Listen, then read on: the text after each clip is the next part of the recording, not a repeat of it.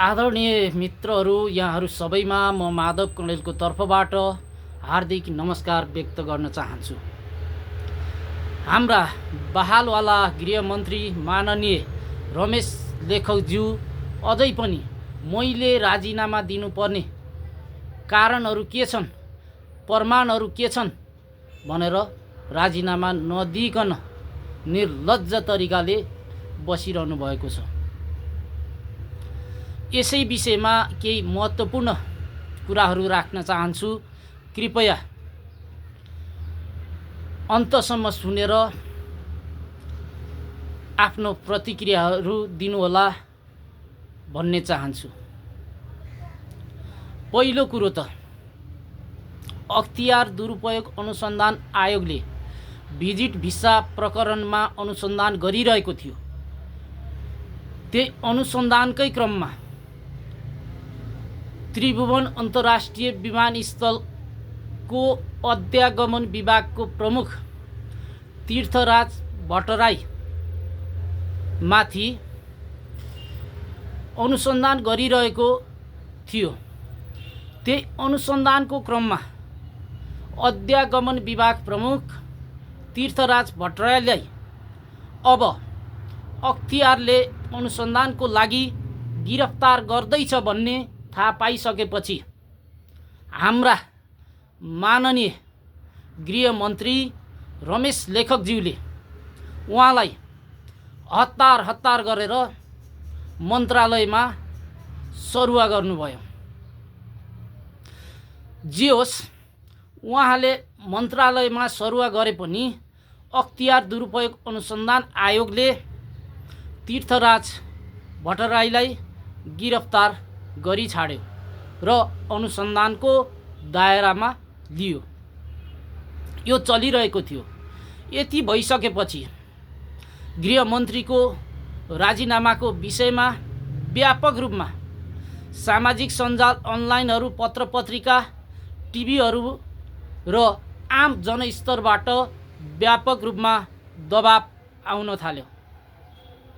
तैपनि हाम्रा माननीय गृहमन्त्रीज्यू कानमा तेल हालेर बस्नुभयो र आफ्नो पार्टीलाई गुहार्न थाल्नुभयो। उहाँको पार्टीको पदाधिकारीको बैठक बस्यो र त्यस बैठकले गृहमन्त्री लेखकलाई कुनै पनि अनुसन्धान गर्नु नपर्ने र चोखो सती सावित्री साबित गरिदियो। त्यसै क्रममा फेरि देशको राज्य सत्ताको नेतृत्व गरिरहेको नेकपा एमाले अर्थात् नेकपा एमालेका अध्यक्ष सम्माननीय प्रधानमन्त्री केपी शर्मा ओलीज्यूले पनि भन्नुभयो, रमेश लेखकमाथि कुनै शङ्का गर्नु पर्दैन। यस्तै कुराहरू चल्दै थिए। यस्तै कुराहरू चल्दै गर्दाखेरि फेरि अख्तियार दुरुपयोग अनुसन्धान आयोगमा यही भिजिट भिसा प्रकरणमा अनुसन्धान गरिरहेका डिआइजी हिमालय कुमार श्रेष्ठलाई गृहमन्त्रीले सरुवा गर्नुभयो र त्यस सरुवाको फेरि व्यापक रूपमा सामाजिक सञ्जालदेखि लिएर हरेक ठाउँमा चाहिँ व्यापक विरोध भयो र त्यो विरोधलाई खेप्न नसकेर उहाँले फेरि त्यो सरुवालाई फिर्ता गरिदिनु भयो। यो उहाँको अर्को ठुलो दोस्रो प्रमाण हो। यो तपाईँ हामी आम नागरिकहरूले देखेका प्रमाणहरू हुन्। यही प्रमाण नै रमेश लेखकज्यूले राजीनामा दिनुपर्ने एकदम उपयुक्त प्रमाणहरू हुन्। अरू बाँकी प्रमाणहरू त भोलि अनुसन्धान गर्दै जाँदाखेरि अख्तियार दुरुपयोग अनुसन्धानले देखाउला, सिआइबीले देखाउला, प्रहरीले देखाउला। त्यो त हाम्रै माननीय गृहमन्त्रीज्यूलाई थाहा छ। उहाँले बारम्बार यस्तै पाठ पढाइरहनुहुन्थ्यो।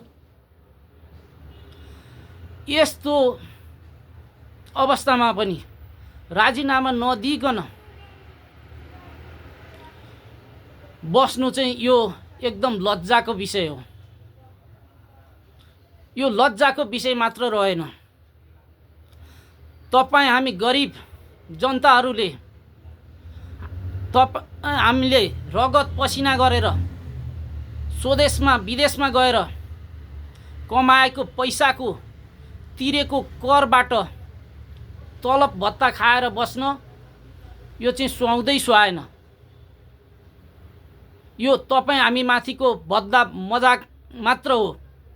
यतिका आरोपहरू लागिसकेपछि, यस्ता प्रमाणहरू देखिसकेपछि, अनुसन्धानमा जानुपर्ने स्थिति बनिसकेपछि अब पनि सत्तामा कुर्सीमा जुका टाँसे झैँ टाँसेर बसिरहनु कथाचित राम्रो हुँदैन।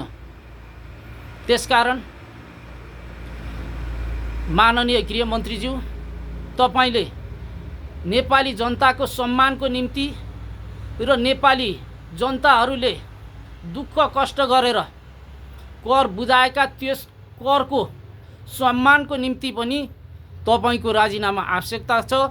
बाँकी तपाईका कर्मका भागीदार कर्म अनुसारको फल त तपाईले भोग्नु नै हुनेछ।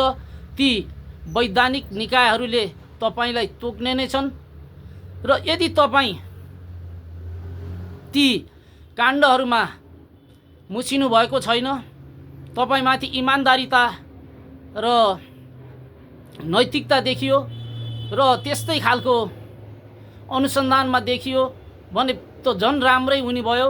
नेपाली जनताहरूले झन् तपाईको जय जयकार गर्ने नै भए। यतिको लागि पनि तपाईले राजीनामा दिएर आफ्नो गिरफ्तारी दिनु नै उपयुक्त हुन्छ। गृहमन्त्रीज्यू, तुरुन्त राजीनामा दिनुहोला। आदरणीय साथीहरू, यतिको प्रमाण भइसकेपछि अब तपाईहरू आफै भन्नुहोस्, यस्तो अवस्थामा गृहमन्त्रीले राजीनामा दिनुपर्छ कि पर्दैन? आफ्नो प्रतिक्रिया लेख्नुहोला। धन्यवाद।